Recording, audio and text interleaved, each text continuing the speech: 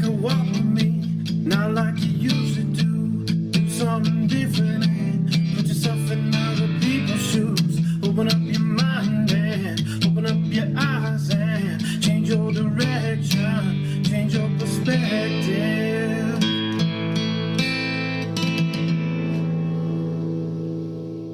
Paging Neil Matthews. Paging Neil Matthews. We have a new patient for X-ray. Hello, I have paged our host, Neil Matthews. He will be right with you. In the meantime, please find a seat, take a deep breath, and relax. Welcome to Season 19 of Other People's Shoes, called X-Ray. We're exploring what we call sight beyond sight, taking a deep look into the unseen damage and aspects of people's lives. We hope you leave today with encouragement, advice for facing similar challenges, and even a perspective shift. After hearing from our guests, we hope they give you the sight beyond sight. Here's our host, Neil Matthews.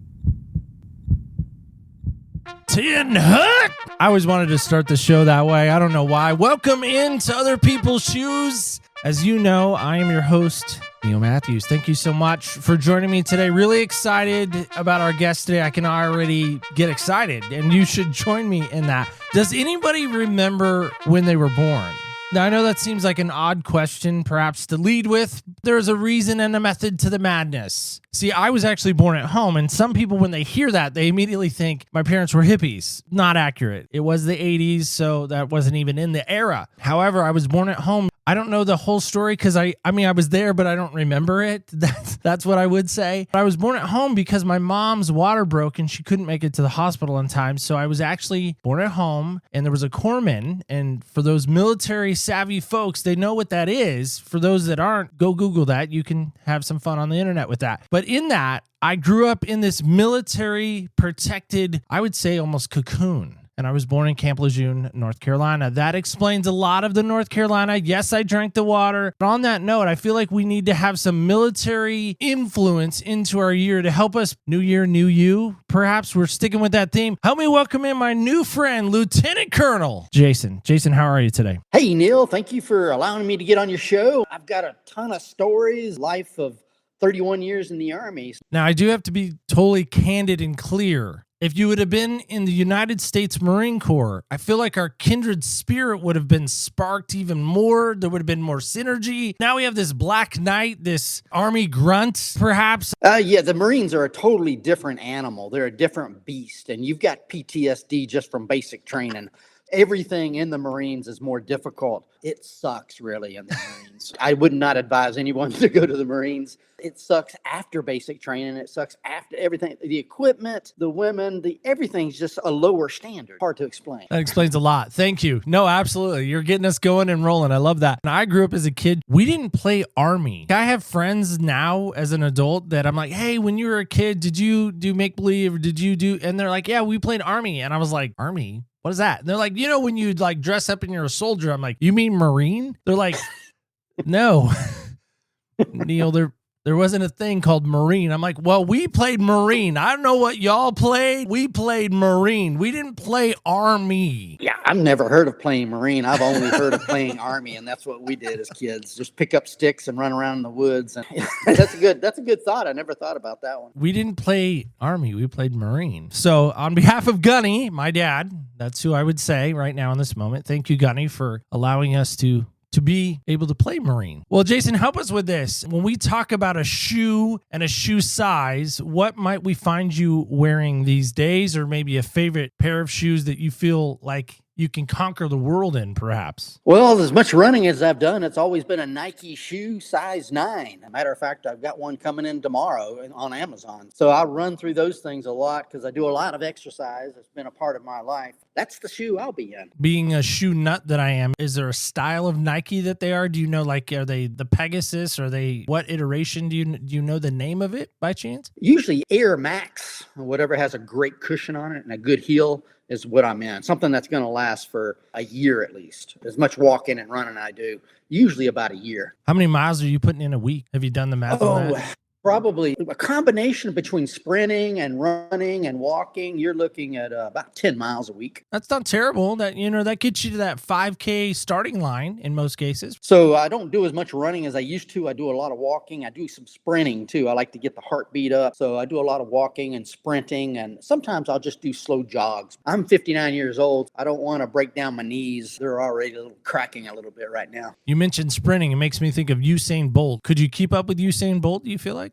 Oh, no, I just do it for my health. And it's sprinting is a way of just getting that heartbeat up to a good level and coming down. I had been reading a lot of things where just doing a mile sprinting is better for you than doing 10 miles of slow jogging just because of the impact. That's what I've been doing lately. So you sprint for a mile? Did I hear that right? Yeah, so when I say a mile, I'll just take a mile and just go 30 seconds, blast like a run, and then walk for 30 seconds, blast, and I'll just do that for a mile. It may be 10 to 20 iterations through a mile. So there we go. There's our first health tip of the year. Let's work on the mile rather than the miles, because a mile, I feel like, get that heartbeat up. Going and running. All right. I love it. Help us with this new season, new year, new you, as I kind of teased at the beginning. This idea of an x-ray, this idea of a hidden damage, unseen to most folks. Again, somebody looking at you maybe in the airport or maybe out running or the neighborhood that you might reside in might see you. What are they not going to see? Because again, it's this hidden damage, this underneath layer, perhaps. Breakage of trust. It's very difficult to gain my trust. Pretty quiet. I'm not now, but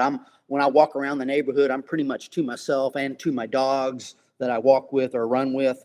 And I'll talk to them, I'll say hello, but to get into me takes a little bit of work because I've had a breakage of trust over the years. Well, I think it's only natural to ask what broke the trust. I think it's a combination of stuff. Growing up in life and then also just living life. Growing up in life, I was a different character. My family just sort of passed me off as different, and I was different. My scores were different as far as testing. I wasn't going to make myself to be anything in life according to the experts. The testing scores, I had osteomyelitis in my knees. I was only 5'8", 150 pounds. Sports was out of the question. College was out of the question. I didn't feel like I was loved that much, and I had to go and entertain myself out in the woods and out in the countryside. So I had a breakage of trust there. Went into the Army and did really well. Got my college degrees and everything. Then later on in the Army, I saw how people interact and how they can damage you and how they can stab you in the back and do a lot of bad things. And I started exploring PTSD, post-traumatic stress syndrome, and then I started writing some books and putting my story out to sort of help with me and overcoming that trust. Still got a breakage of. I work on that as much as I can. When you say there was a breakage, this hard shell to get past, perhaps it's maybe even a locked door. I can't help but think of that military footlocker my dad had. I know you probably had the same type of thing, that olive drab green, probably foot-long footlocker. And my dad's, he never wanted us kids to get into his footlocker, had a padlock on it. Had a combination lock, and those things don't open. I know kids today probably don't know what those are. They probably like swipe a phone and something opens for them. But as a kid, I remember thinking we were trying to play like Mission Impossible one day and trying to figure out the combinations because we had seen on MacGyver, I'm sure, how he busted into the lock just by like listening to it. Do you feel like that's you in some respects, that there's been a padlock on your life? You don't want to let anybody in because you're afraid, and maybe fear isn't the right word, and you can change that, of course. What has stopped people from maybe getting into the real Jason? I grew up hard as far as keeping my feelings in. That's how I was groomed. I was from the South Carolina. Then I went into the military, and they made it even more. You show weakness, you show your faults. You don't do that. The family that I grew up with, they're good people. Go to church on Sunday, get in your Sunday best. We don't show them our weaknesses. We don't show them our dirty laundry. We're going to be the nice family. You don't express your emotions. And then when I went into the Army, I was strong and solid. That shell just started to keep building, hard to break out. Towards the ends of 31 years, I had to go through a lot of counseling. And then therefore they were breaking it in and then getting my stories out to help me heal. Then I started exploring the books. Yeah, I was like that locker that was locked up, and I was one of the best. And it's good to be that way, especially in the military. It makes you, that's what they want. I was one of the best of it, but then after a while, the dam breaks. You can't hold it that long all your life because you need to get some healing. What's a story that would help really encapsulate your life, that you feel like people would be able to understand that you've walked through this trauma, this shell that we've already kind of alluded to, that would really help people see maybe the before Jason, how he was, and now the after Jason? I think really getting into basic training, it was a 1983 Fort Sill, Oklahoma. I was one of the worst privates, and there was a before and after change. Before going in as a civilian, of course, you're a civilian. Once you come out as a soldier, you're more solid, confident, and steady. I was one of the worst, so they sent me to a criminal correctional facility. It was a military brig to try to break me or make me. Once you go through hell, you come out the other side a little differently, usually in most cases. And that's what happened to me. Made big rocks into small rocks, climbed on obstacle courses, and went through a different level of hell. The reason I went there is I could not understand how to adapt to the military. And then after I came out of that facility, I was able to adapt. I was able to go on and graduate and then be a better soldier and then do many, many things in the military. So that would be the best before and after. It really did also just make that shell even harder, make your body harder, make your mind harder. And that's what happened with the big before and after. Will you make your way through the enlisted side of things? I would imagine that was probably its own journey, its own metamorphosis at times. Again, steps forward, steps back. You were an officer. That's not something that just happens overnight. That's not something that just, I think I'm going to try for this promotion as a lieutenant colonel. I know that as my life in the military, as I described. Now, granted, I didn't take the oath, but it feels like we should have taken the oath. Someone should have asked me like, hey, do you want your dad to be a Marine? What effects did that help you in? And what did you see along the journey on your way up the rungs? I did enlisted time, and then I decided to go to ROTC to become a commissioned officer, go back to the basic training, enlisted training. And then when I came out of there, I said, there's so many other things I can do. In my 18-year-old mind, I did not know how the hell I was going to do these things and how to get to college and how to become an officer.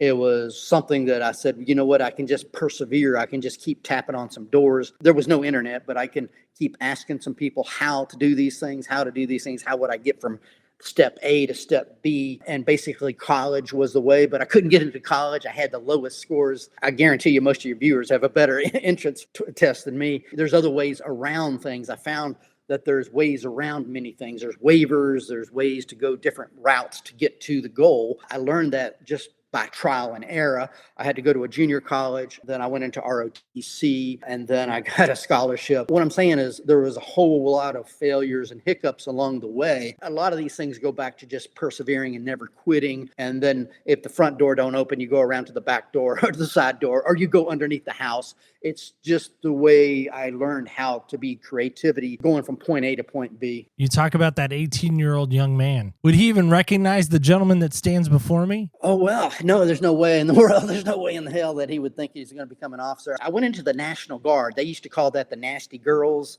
or the no-goes because we didn't go anywhere. Eventually got on the active duty. The National Guard is a reserve force. 1 week in a month, 2 weeks a year, drinking beer, hanging out. Were not as good as the Army. And then from there, I transferred into ROTC and then into active duties. Everything I did was at the bottom. And no, the 18-year-old mind would not believe that I would become a lieutenant colonel at all. It would be like, there's no way. I'm just looking to go from here to there and here to there. And I'm not. It's like little baby steps along the way. And it's not like a grandiosity of being a general or a lieutenant colonel. I was just looking at the very small steps to get from here to there. What in your mind put you on that trajectory? What did you see? What did you experience? What happened that led you to that road? I've wanted to do certain things in life. I've looked at how people have done it. I've tried to figure out the combination again, going back to that Foot Locker. And sometimes I don't get those numbers right. And then I'm like, okay, well, what was it again? And I have to go back and look at the paper because old days, there was the paper that they came with the lock. I mean, it didn't just magically open itself. You had that certain combination. You had to find the paper and then start again and learn how to do it left to right and to so on and whatnot. Going back to the basic training, I just went through hell and I believed I could do anything in life. I was basically traumatized and I had a whole lot of confidence. And I was starting out very young in an organization where I could see. I went to college in ROTC and I saw another light. So it was a lot of education of the military. The military is a bunch of training and I could see the 10,000 foot level and I could see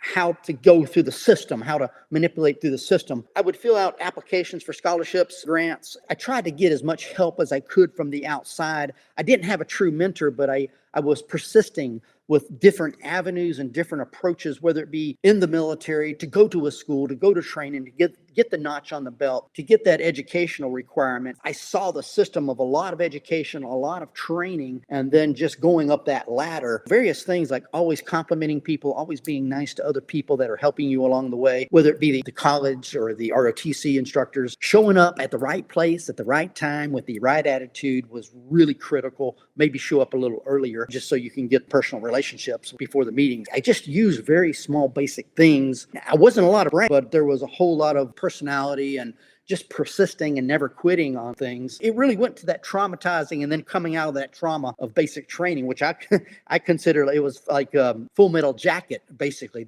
I know Full Metal Jacket is a Marine Corps basic training, but that was a setup with me in the military, in the Army, when I went through it. Coming out of there, it was how it was looking at. Jason, why write books? Where in the journey does that come into play? This Picasso painting I'm looking at, right, is this idea of an 18-year-old, very green from the sound of it, very rough kid. Home was okay, wasn't stellar. I mean, nobody has the Cosbys, nobody has the Partridge Family. I'm sorry to wreck it for folks. Nobody had Growing Pains, the Seavers. I'm running out of families that I watched as a child thinking, oh, that's what it's supposed to look like. That's what my family doesn't look like that. Not that my dad was terrible, he was never there. And when he was home, and you probably know this better than most, when he was home, he wasn't there. He always wanted to be wherever he had just come from. And I couldn't understand that as a kid. I didn't understand that. He felt like he was quitting on his guys when they sent him home. With books, I always wanted my father to write a book because he had all these stories. And I dedicate that first book to my father. He was a really good father. And let me paraphrase things. My father probably was my biggest supporter. Even though I had many failures and frailties along the way, he was always someone who believed in me. And he came out of a white trash type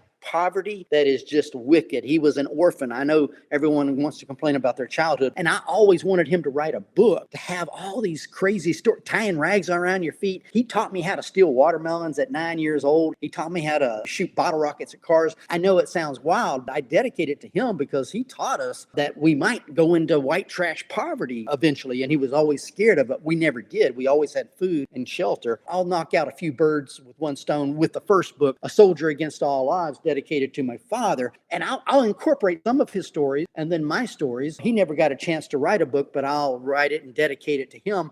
Once I got the first book done, I said, wow, I'm on a roll. That was the hardest book to do. And once you pave away, I said, I'll just write some more books that I think of. Of course, I do have help. I have a ghostwriter that helps me. I've got 3 books out now at jasonpike.org. I got blogs, and I've learned about writing a little bit more with the help of artificial intelligence. It's become a passion. You got to understand, reading and writing are my worst subjects. I failed the first grade because of I kept working at it, and I'm not perfect. Nowadays, with the technology, it's much better to write. It's not going to make you a whole lot of money. It's just a passion. It's kind of like more of a hobby for me. But those military men that were in the units with you, that were in the foxholes, the line of fire with you, would they even recognize you nowadays? Oh, yeah. So I've definitely changed. I've definitely come out of that box. I've come out of that locked box. They would probably like, what the hell did he do? Because I was so silent, I was so strong and tough. Now I'm going to give you things and tell you things, that trouble that I've had and everything. And they're just going to like, wow, they're going to like, I can't believe this happened. And matter of fact, one of those other guys looked at my book and he just says, I've read your book, and it's just, wow, that's all I've got to say. In a lot of people's lives, you don't know of the dirty laundry. Dirty laundry sells. Put it out there. People want to identify with dirty laundry. It's difficult. It's probably more difficult for you to put it out. But once you put dirty laundry out,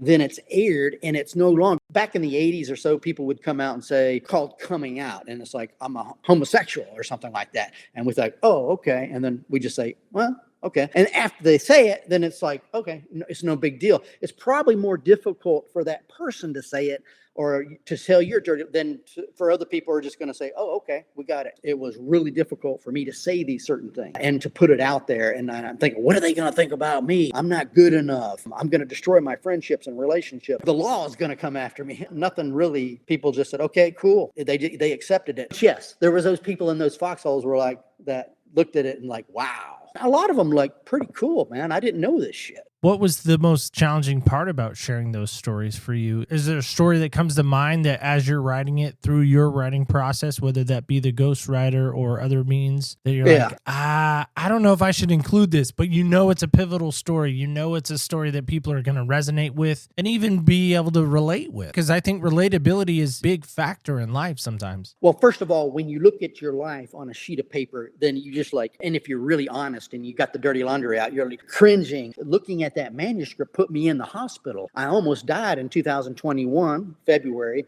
during the snowstorm of Texas that hardly ever happens. It was because I was writing and I was stressing on the details of my life of that first book, A Soldier Against All Odds. It was just like a combination of all the failures and hiccups. I've been arrested, investigated, but I guess being investigated, false allegations. I don't know if you've ever been in a high school or a college where people will just talk about you behind your back and put you down, maybe ostracize you. That's one thing. That happened to me at a professional level. I didn't know it happened at a senior level, and that was worse than war. It was worse than being shot at or anything else. I guess you look at the television and you hear someone saying, well, he's going through an investigation. That's happened to me. And to me, it's hell. And when they say, everything's okay, we're going through it fine. Oh, no. When you go through a false, someone charges you with something, and then they go through, follow you around and monitor your activities, and you know you haven't done anything wrong, it drives you crazy. Think of the mean girls on steroids at a professional level.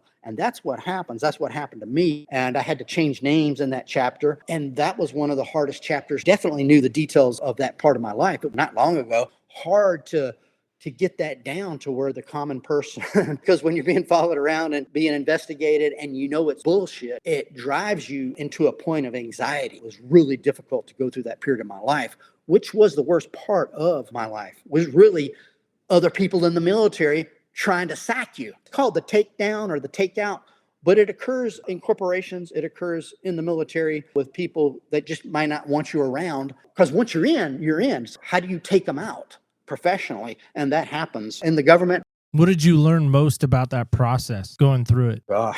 I would say I wrote a third book on that with other people, and it's called Leading Through the Crossfire. Leading Through the Crossfire is about toxic relationships and toxic work environments. With my first book, I kind of go into it as well. It's towards the end. The first book is the biography. It's the memoir. The thing about it is, if you're in a toxic environment, which I was in, you need to get out of it. You either need to get transferred to another place in the organization, or you need to find another job. If your work is killing you, boss or a toxic relationship has definitions. These are people that are narcissists, and they will do anything at all costs to get rid of you. There are certain people I wouldn't want to work for just because of how they act. Some people can work better in those environments. I've always said, if I have a good boss, I don't mind mopping the floors and cleaning up the house. But if I have a bad boss, I wouldn't want $100,000 a year. It affects your health. It affects your family. Lives on afterwards, being in a toxic work environment. So I would say get out of it. Some people want to fight it. Some people, and if you do fight it, I detail things out. Better have your ducks in a row. These people didn't get to these high places for being lazy. They are almost obsessed. They've got a mental disorder, and they will do anything at all costs to get you now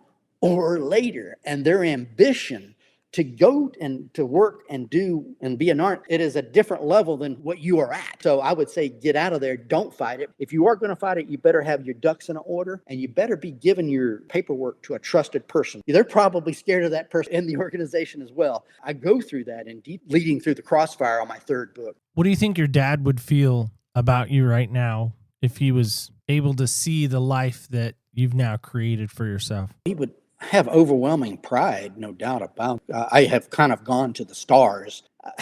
I was an underdog. I was of the family, of the entire family. I went to the stars in many ways. Even on his deathbed, when we were talking about, he couldn't believe it. That was 2011 when he died. I was about to go to Afghanistan, one of the hardest times of my life. Your dad's dying, and also you're going to war. He says, man, I can't. In the book, phrases, son, you surprised the hell out of me. And he repeated that throughout my life for the most part, whether it be graduating from college or doing this or doing that. Just continued to surprise him. And he was the one who verbalized it. Other people looked at me like, what are you doing? How did a dumbass like you do this? I was sort of like a Forrest Gump. I was from the South, so I had some disabilities. I had some Forrest Gump had a knee problem. I had a knee problem. So there was a whole lot of relation with Forrest Gump and how his awkwardness was. I haven't really talked about this in the books, but maybe my awkwardness caused me problems because I was a little bit different. I wasn't always stepping in line with everyone else, surprising the hell out of people. It's an underdog story. Love that. Who doesn't love a good underdog story? When you think of the Afghanistan and the Iraq war, I did have a friend during that conflict come to me and say, this is before we pulled out of Afghanistan, asked me a question one night. We were loading up some stuff for our church. His name's Nick. And Nick looked at me one night and he told me he was a Marine. And so, of course, we connect because my dad's a Marine, and I'm asking him places that he's been in comparison to places that my dad had been. And so I asked him, I said, hey, Nick, why did we go to Afghanistan? And so he gave me his reason, and that's maybe for another time. However, he said, Neil, do you think it was worth us going? And I was very puzzled by that question. I don't know. I'm not in those inner circles. I don't know if it was worth it. Was it not? He said, I just don't know why we went. He said, I lost a lot of brothers and sisters, and I'm not sure why. Mm-hmm. Yeah. In your mind, do you feel like we failed in Afghanistan from your standpoint? Oh, I sure do. I knew we were going to fail. I went to Afghanistan in 2011 to 2012. I was there 1 year on Shindan Air Base. I got to see a lot of Afghanistan because I was a lieutenant colonel. I had to travel to other places for meetings and things. There was no doubt in my mind that we were going to fail. What surprised me about Afghanistan is how long we stayed there. I was there 2011. I think we stayed there another 10 years. My prediction of myself as a lieutenant colonel, senior person who was a commander in Afghanistan, I thought we would be pulling out within 3 or 4 years. Just a prediction. Well, I was wrong. We were there another 10 years. Was correct on we were going to fail. Most people that were there knew that this was a no-hope situation. They were in the Stone Age. The British failed, the Russians. Whoever wanted to do something in Afghanistan from a historical period of time usually failed at everything, whatever they wanted to do. Whatever we're doing over there, we're going to screw it up too. I'm just surprised that we stayed so long. We had to do history lessons and things and the cultural lessons. But also, I knew that the presidents wanted us out of there. For some reason, when we get our foot somewhere, we get it stuck. Even if we want to pull our shoe out, we have it stuck in there, especially in the military. I know Obama wanted out. I know Trump wanted out. We just have a way of getting stuck. And then everybody was complaining about the failure of Kabul and getting out of there. The terrain in Afghanistan is just wicked. It took us years to get things in there. Just years. Get things out of there, it would be a nightmare. What did you experience from the people group of Afghanistan? Did you get any type of interaction with, we'll say, the civilian life of Afghanistan? You were not privy to that just because of your position. I was not privy of that because of my position. They wanted me to stay fob to fob on the forward operating bases. We did have Afghani nationals that were working on our posts. They could not speak English. There was no Google translation devices. To my understanding, they were very, very tribal. And even though you may live in a town in Oregon, you cannot just travel from Oregon to Washington State, and you don't trust anybody along the way. They're very tribal oriented. Your grandfather killed my grandfather. We're going to kill you if it's just even from small towns to small towns around there. That was my experience of talking. Women are treated really, really bad over there. They wear the burqas. You can't see them. To my knowledge, it's like biblical times. They're just drinking and pooping out in just mud huts, because I would fly over and see and it just reminded me of pictures of the Bible, how everything was. The new era that will come in a couple of weeks, this new Trump era, this new regime now that we have in the United States. I've talked to military people and they're like, every time there's a change of president, we're like, okay, what's going to change with us? What's going to be different? What's going to stay the same? What I've seen in administrations, regardless of Trump or any other presidency, so I started with Reagan, then went to, the Bushes and the Clintons and the Obamas, and Obama was like, it just seems to be the pay increases with the Republicans, the training opportunities increase with Republicans, and the promotion opportunities. So training and money and funding and opportunity for advancement seems to go up with the Republicans, and it seems to go down with the Democrats on the priorities of spending.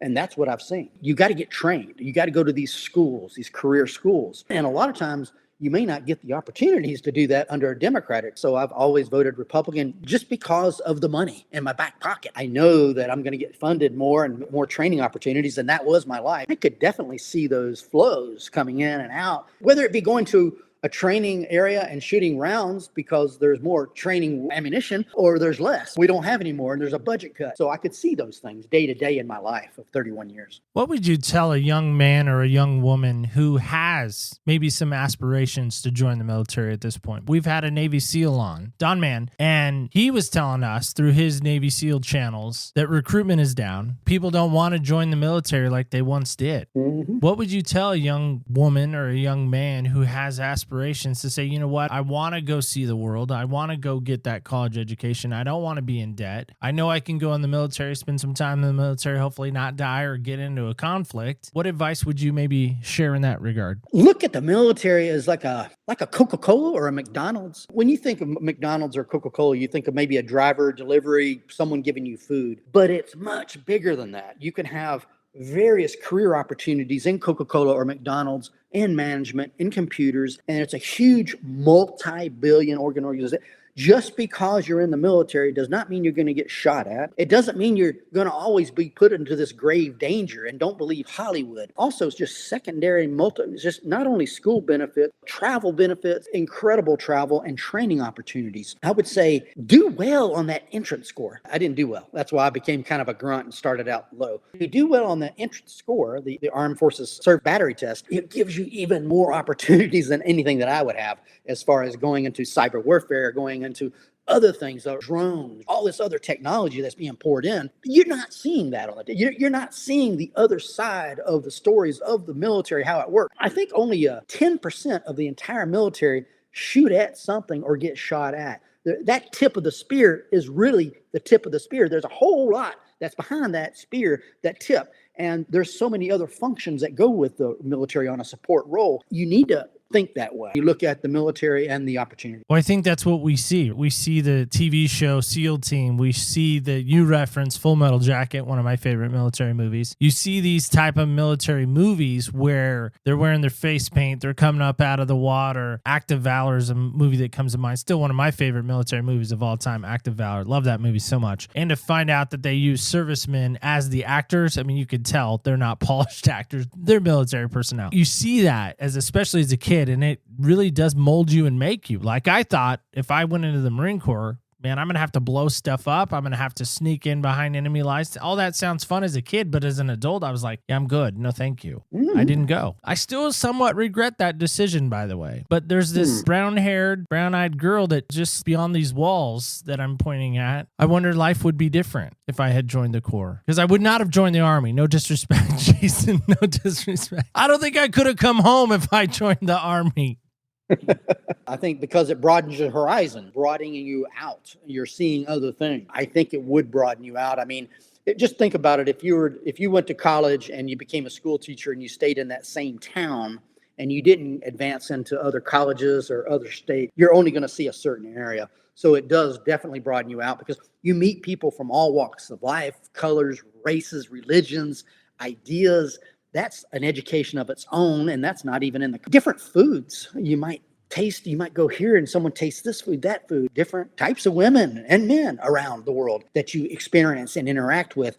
And so that definitely is a broadening level. I consider it positive. Would you ever go back and change anything? Like if I say, okay, you get your military mulligan, that's a new thing what's your military mulligan? Probably more paying attention to education as a young kid and maybe getting into better reading and writing programs. Really, I had a journey, and that journey was just my path. There's not a whole lot I would take back from it other than living overseas. I did 9 years overseas in 5 different countries. In hindsight, I'm looking back at how I was very, very adaptable, and I felt taken in by the local more so than the Americans. Maybe the local people that don't speak English didn't see the Forrest Gump side. Maybe only the Forrest Gump was probably seen by the Americans. They speak the language. They didn't see me for Forrest Gump. So I was really good and very good overseas. And so maybe specializing as an overseas assignments officer or someone who stays in a regional area as an expertise in maybe Latin America or Korea or things of that nature. Looking back, you don't know what your strengths are sometimes until you play around with things and you experience other things, and you may find a strength that will come out.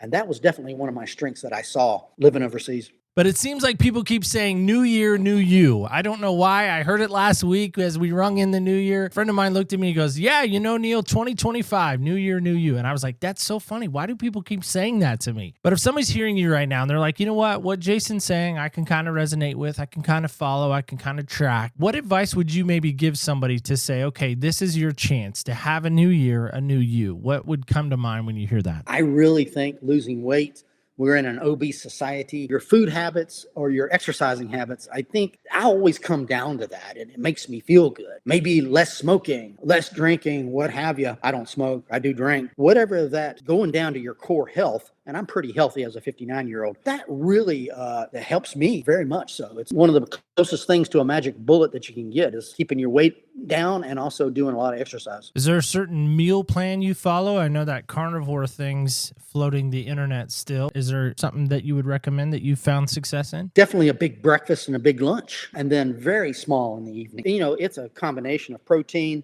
watermelon, oranges, apples, garlic, onions, eggs. I pump up on that. I love Korean food. I did a lot of years in Korea, 6 years in Korea. So I eat, that's vegetables, that's kimchi, the cucumbers, the cabbages, and the radishes. Pound a lot of fiber in. I'm going to the toilet probably 3 to 4 times a day. I'm very, very regular. And then once that evening comes, very light. Maybe a sweet tooth, maybe some peanut butter and some chocolate, or maybe something small and light. That's kind of how my diet goes. And then I knock out my exercise before 11 a.m., somewhere between the hours of 7 and 11 a.m. That's kind of how my day routine is. I love that. Jason, how can folks get connected with you? What's the best way they can get a copy of the books? They have questions further for you. How can they do that? JasonPike.org, JasonPike.org. That's where the books, the blogs, and everything's at. Go to LinkedIn, best way to get a hold of me. Amazon also sells the books. They've got a lot of specials out this time of year. I've put a lot of specials out there. So you can get the Kindle, you can get the audio. If you don't like to read, that first book, A Soldier Against All Odds, is in my voice. I am the narrator. And that third book is in my voice. I am the narrator. Not many people are both the author and the narrator, but I am. And you'll feel the emotion come out of the book if you want to hear the audio book.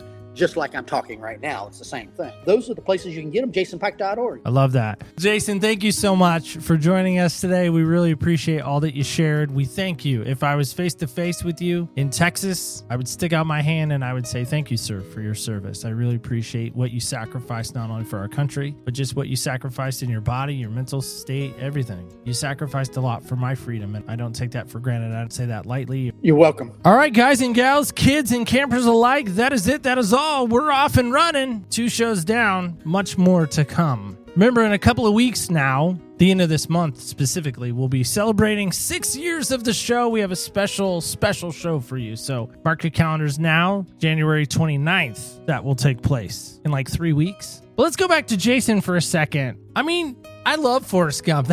That is one of my favorite movies. Tom Hanks does a fantastic job in that movie. But I wonder about this for you. I kind of sense that Jason had some naysayers. I think Taylor Swift calls them haters. Haters gonna hate. I wonder in this new year, new you, this hidden damage, this unseen areas of our life, how long are you gonna just allow that chrysalis, that locked locker to stay locked for you? How long? Another week? Another month? You're like, Neil, I know 2025 just started. We're a week in. Come on. I'm going to start in 2026. Like, I have some plans for 2026. I'm already thinking of 20. No, come on. Be in the now. Be in the right now. Be in the right here, right now. Let me know how you're going to do that in 2025. Let me know. OPSpodcast.com is a great place to let me know. You can let us know on our socials at OPS Podcast Show under Facebook, Instagram, and X. And again, don't forget this when we go. Do not ever forget. Remember, when you walk in other people's shoes, you really do get a different perspective on life. Thank you so much for listening, and stay tuned till next week when we walk in other people's shoes.